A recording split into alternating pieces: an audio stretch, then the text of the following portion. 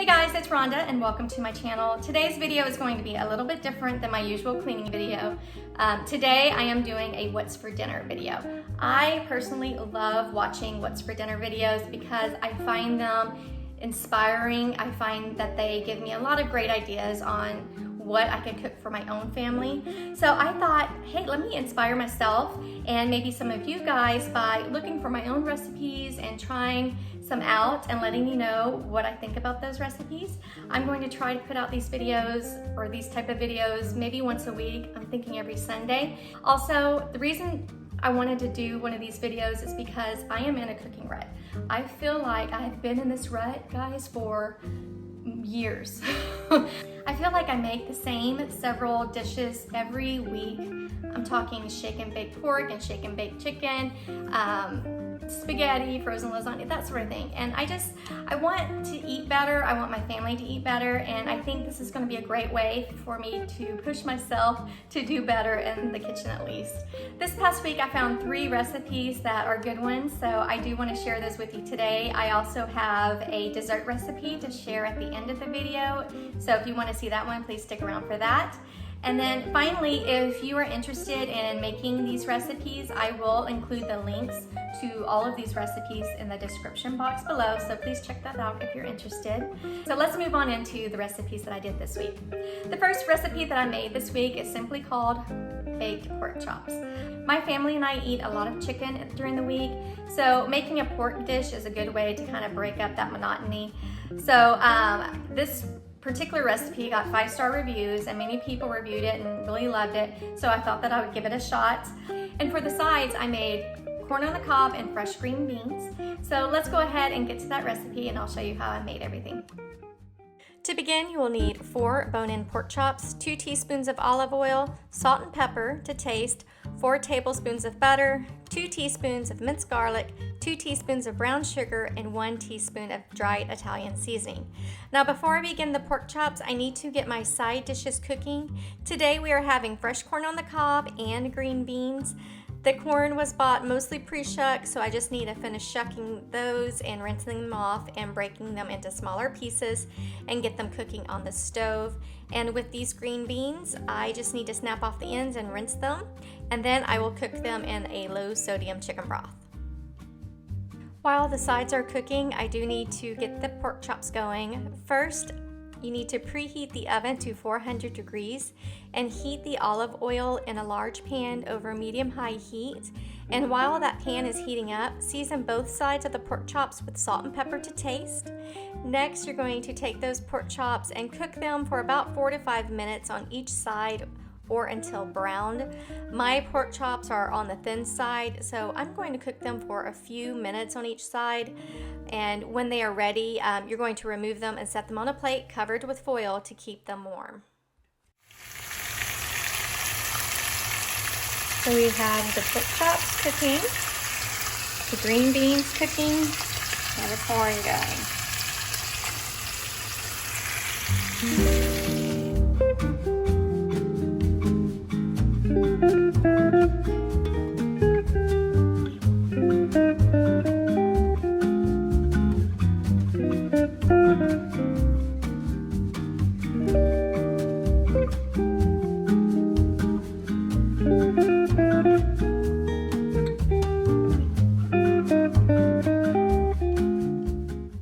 In the same pan, melt 4 tablespoons of butter and add the garlic, brown sugar, and Italian seasoning and cook for about 30 seconds, stirring constantly.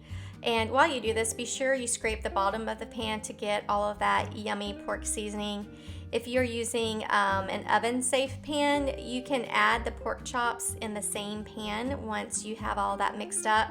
My pan is not oven-safe, so I'm going to pour this sauce into a baking dish and then place the pork chops on top of that. You are supposed to spoon the sauce on top of the pork chops, but I'm not sure if I overcooked my sauce or what because the brown sugar was hardening, which was making it difficult to get it on the pork chops and spread out. But I made it work. Anyway, when that is done, I will put the pan in a preheated oven. The directions say to bake for 10 to 15 minutes, but due to the thin pork chops that I had, Mine were ready in about half that time. You just want to make sure the pork chops are cooked to 145 degrees. Once my pork chops are cooked through, I'm going to pull it out of the oven and then cover it with aluminum foil so that they can just rest and stay warm. And then while they are resting, I need to finish up my sides. And I have a neat trick for the corn on the cob. What I like to do is place the corn in a plastic container, and then I will add my butter and then cover it with a secure lid and start shaking. This gets the butter melted quick and helps ensure all of the corn on the cobs are well buttered, and it just makes it so much easier than just having your corn on the cob on a plate and then smearing butter on it and having butter go everywhere. This just makes it quick and easy. Okay, meal number 1 is done. We had, again, we had the baked pork chops, fresh corn on the cob with butter, and fresh green beans seasoned with salt and pepper. The pork chops were good, however, they were a bit on the dry side, but that is probably due to how thin my pork chops were. Next time I will definitely try and find thicker pork chops. Also, I would probably omit the brown sugar. I personally don't like sweet meat unless it is in Asian dishes, but if you don't mind that, especially with pork, you'd probably love it just fine. But for me, I would leave out the brown sugar next time.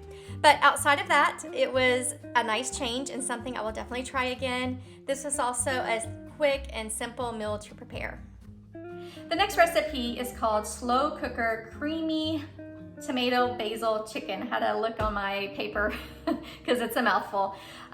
Anyway, out of all of the recipes that I made, this one was by far the easiest to make because it's all thrown in the crock pot and it cooks during the day, and all you have to do is make your sides and dinner is served. For the sides, we served this over a whole wheat pasta, and then we did a side salad. And here's the recipe for that one.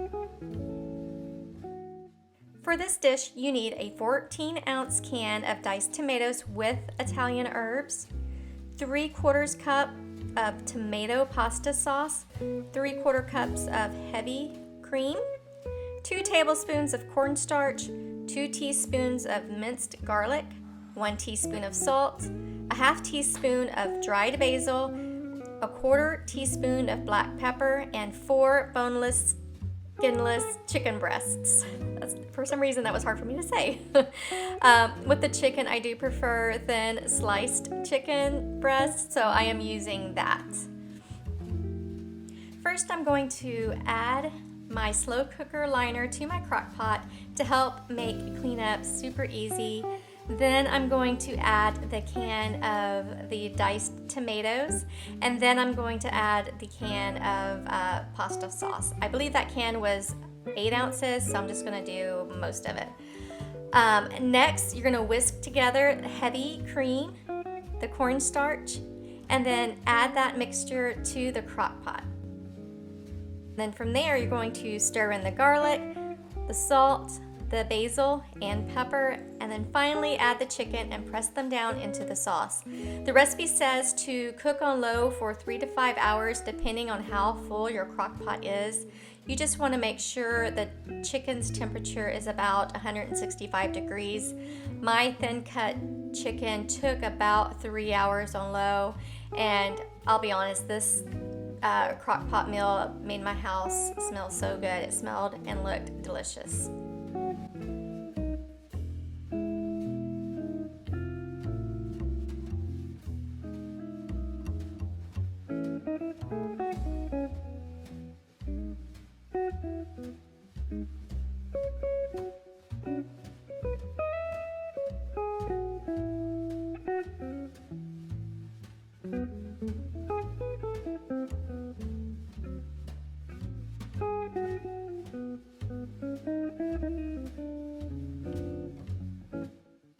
It's just about dinner time, and I wanted to check on this, and looking at it, everything looks delicious. I did stick it with a fork and it was falling off of the fork. It was crumbling, which means it's nice and tender and ready to eat. So to go with this chicken, I am going to make whole wheat spiral pasta, and once this is cooked, I will spoon the chicken and sauce over the pasta. And then to round out this meal, we are going to have just a simple side salad using some romaine lettuce and cherry tomatoes.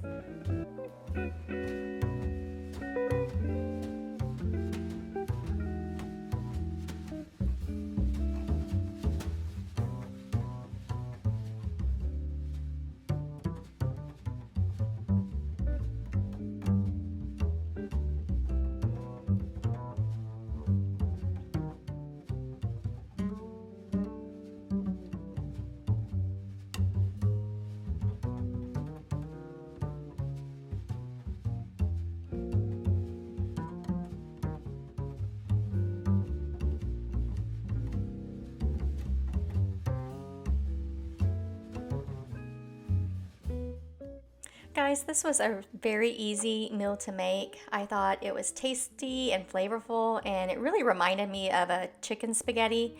The only change I would make would be to add some Parmesan or mozzarella cheese on top, just because it tasted so much like a chicken spaghetti that I felt like it needed that little something extra. But this was a good meal, a simple meal, and it's something that I will definitely make again.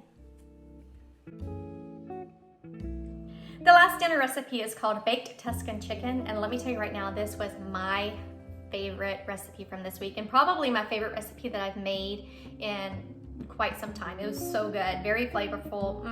I loved it, and it's a recipe that I'm probably gonna make again and again and again. It was so good. And for the sides, I made mashed potatoes and roasted asparagus. So let's go ahead and go through that recipe together. This recipe calls for 4 boneless, skinless chicken breasts. And again, I am using thin cut chicken. You will also need 1 tablespoon of canola oil. I don't have this, so I'm going to use vegetable oil instead. Also needed are a 1/2 teaspoon of salt, a 1/2 teaspoon of Italian seasoning, a 1/4 teaspoon of paprika, and an 1/8 teaspoon of black pepper. For the cream sauce, you will need 1 cup of heavy cream, 2 teaspoons of minced garlic, 1 teaspoon of cornstarch, 1/4 teaspoon of salt, an 1/8 teaspoon of black pepper, 1/3 cup of chopped sun-dried tomatoes, 1/4 cup of shredded Parmesan cheese, and a 1/2 cup of chopped fresh spinach. For the sides, we are having mashed potatoes and roasted asparagus, but before we get to this, let's get this chicken put together so that we can get it in the oven. First, preheat the oven to 425 degrees. If your chicken breasts are not an even thickness, the recipe says to place the chicken on a cutting board, cover it with plastic wrap, and then smooth it with a rolling pin, meat mallet, or even a frying pan to flatten out the thicker parts of the chicken so that they are all roughly the same thickness. My chicken's fine, so I'm just going to skip this part. But once the chicken is evened out, place them in a 9x13 baking dish and combine the salt, Italian seasoning, paprika, and the pepper. Then you're going to mix it all together and set that mixture aside. Next, you're going to rub the chicken with the oil, and then I'm going to sprinkle the seasoning I just made over the tops of the chicken and rub it into the chicken.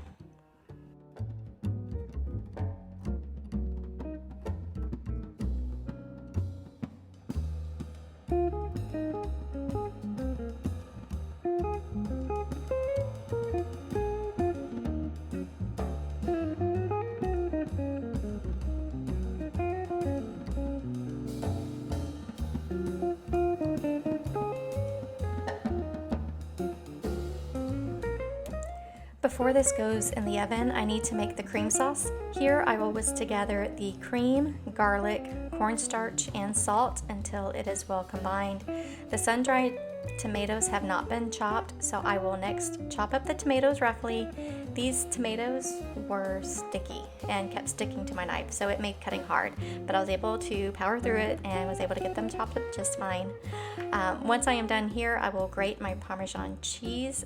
The recipe did not say if you needed to use freshly grated Parmesan cheese or if you could use store-bought already shredded cheese, but I just went ahead and bought the good stuff and shredded it myself.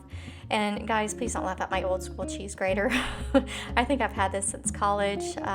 I watched another YouTuber over at Mandy in the Making, and she has this spinning cheese grater, and I think it will be added to my birthday list.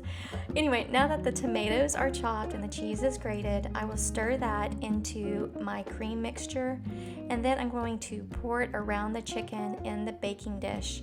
The directions say it's okay if it covers some of the chicken, but you don't want the chicken to be drowned in it.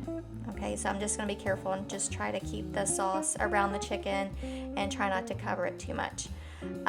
From there, you will place this into the preheated oven for 16 to 20 minutes or until the internal chicken temperature is 165 degrees. My chicken was ready in like 10-ish minutes due to its thinness. And while the chicken is cooking, I am going to start on the side dishes. First up is I am going to chop the tips off of the asparagus and place them in a smaller baking dish. In that same dish, I will add olive oil, a few sprinkles of liquid smoke. And with the liquid smoke, it's pretty potent. You really don't need much. I think I did like 2 or 3 little dots or dashes of it. You will also add salt and pepper to taste, Italian seasoning, Worcestershire sauce, and freshly grated Parmesan cheese. I'm going to mix all that together, and then I will place that baking dish in the same oven as the chicken. Unfortunately, I don't have exact measurements for this. I just kind of threw it all together and went with it, and I'll be honest, it did taste really good. My husband liked it as well. So I would say when it comes to measurements on this, just kind of use your judgment and go with what you think will taste good for your family. And for the mashed potatoes, I just need to peel the potatoes, wash them, and get them boiling.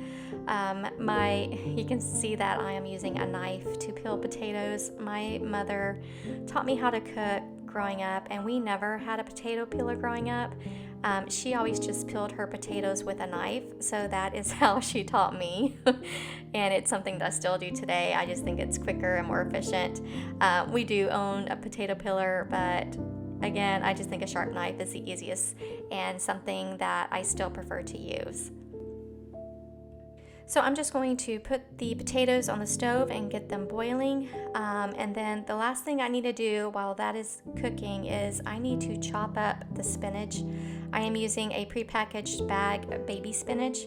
So I will just snip the stems off and then chop these up as much as I can. My husband and girls are not big on spinach, so I'm just going to chop this up as finely as I can so that it doesn't cause issues at dinner time.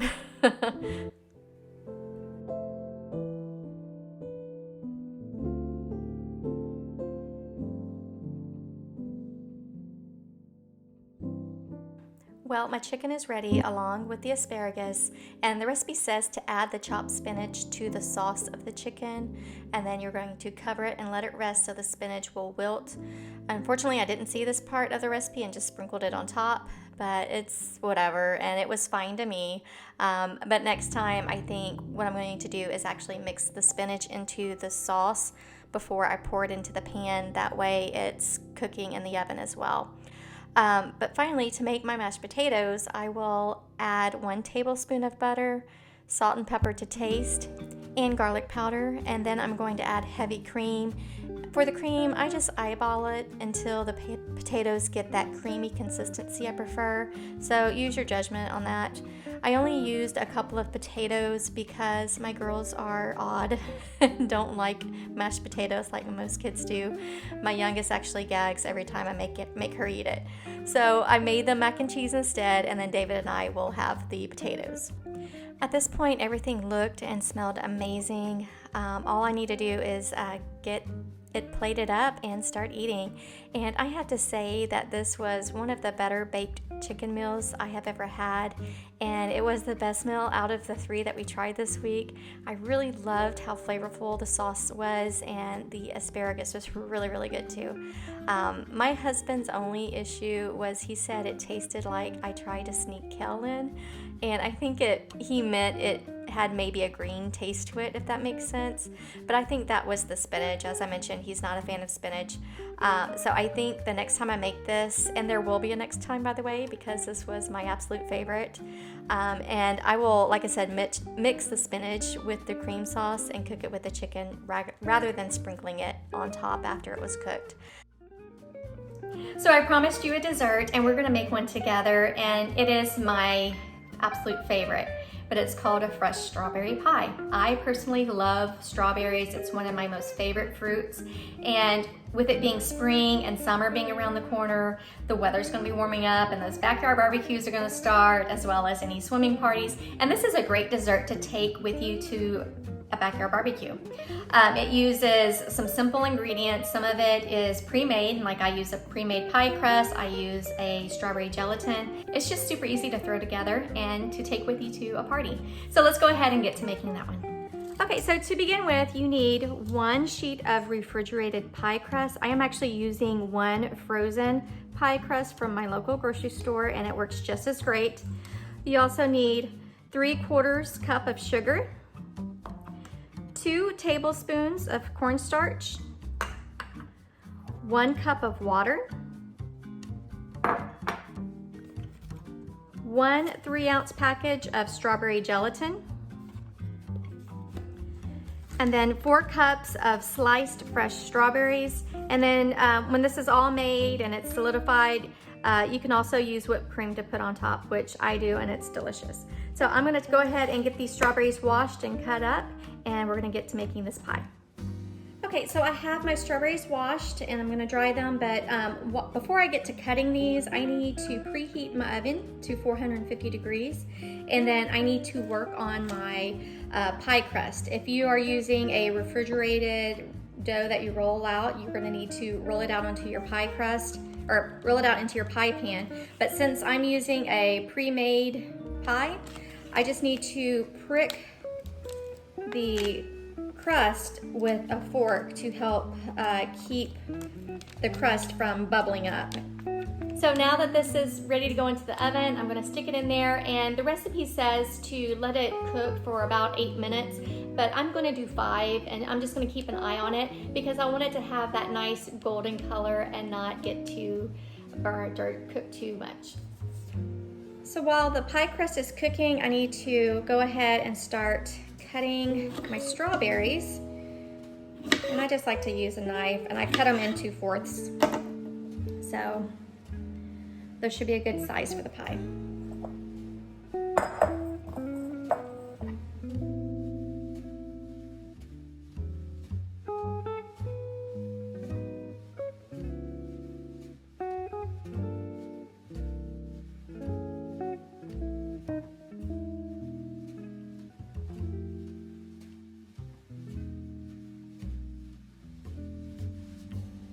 So let's go ahead and move to the stove and start cooking the gelatin.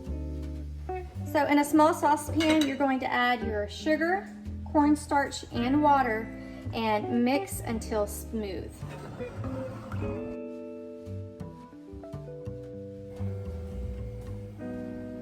And so you're just gonna slowly stir this until it starts to get thick. And as you can see, it is definitely beginning to get thick. From the time it boils until it starts thickening, it'll be about 2 minutes. Okay, but just keep stirring.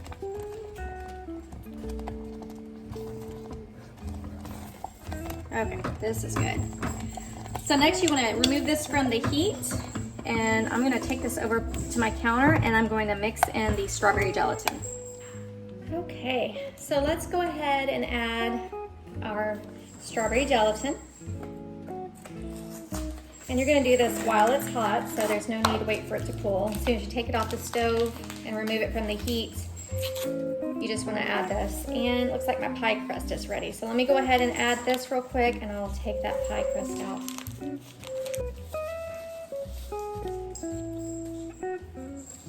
And just so you know, my pie crust is taking 8 minutes. So if you're wondering how long it takes to cook a refrigerated pie crust, it's going to be 8 minutes. Okay, so now that I have the pie crust out, I'm gonna let that sit until it cools. But next, now that this is well mixed, I'm going to take this hot pan and stick it in the refrigerator. Before I do that, anytime you put a hot pan in the refrigerator, be sure to put something under it. I mean, it's common sense, but put something underneath it so you don't mess up your refrigerator. I'm gonna put this in the refrigerator and let it cool for about 15 to 20 minutes. And once I pull that out, we will start assembling the pie. Okay, while that is cooling, you want to arrange your strawberries into the pie crust. Please be sure that your pie crust is cool, which mine is, so I'm gonna go ahead and put the strawberries in here.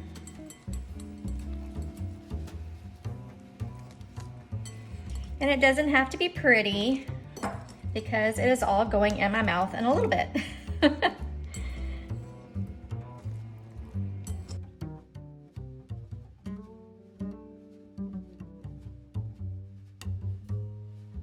My gelatin has been in the refrigerator for about 20 minutes, and now it's time for me to pour it into the pie crust.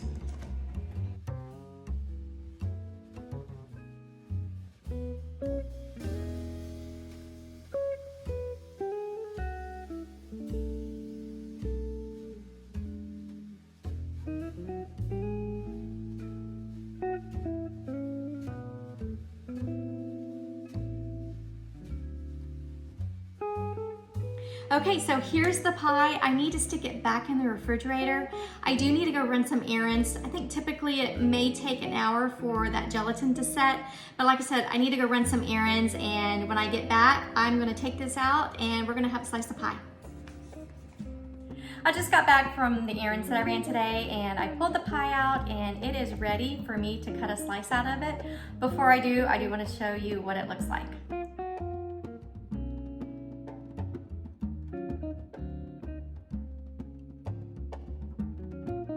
I'm gonna cut into this pie and let you know how it came out. So the filling should be almost like a Jell-O consistency, but probably a little thicker. And once it's set and cool, it is ready to eat. And this is gonna be, guys, this is going to be a pretty big piece. That's okay. Ooh.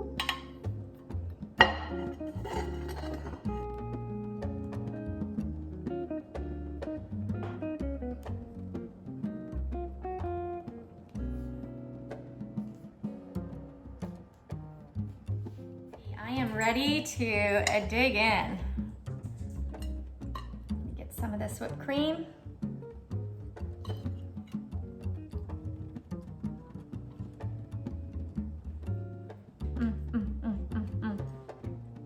Y'all, make this today. It's so easy and it's so good. It's a winner. I'm gonna end this video here because I'm about to inhale all this. I don't want to do it on the camera, but I hope that you got some ideas on some new recipes to try, and maybe you got some inspiration. If you did, please click the like button below, and while you're there, please hit the subscribe button as well as the little bell next to it. That way you get instant notifications anytime I post new videos. As I mentioned, I am going to try my very, very best to post what's for dinner videos every Sunday, and that's going to be on top of my weekly clean with me and organizational type videos. Also, if you do try out any of these recipes, please comment below and let me know which ones you tried out and give me your opinion. Did you like it? Did you change anything? I'm always curious and interested when people change up recipes to kind of make them their own. I find that interesting, so just let me know. Thank you so much for watching, and until next time. It's getting in my belly right now. So good. Hi, I'm Ruby. And I'm Gemma. Thanks for watching. Bye. And bye.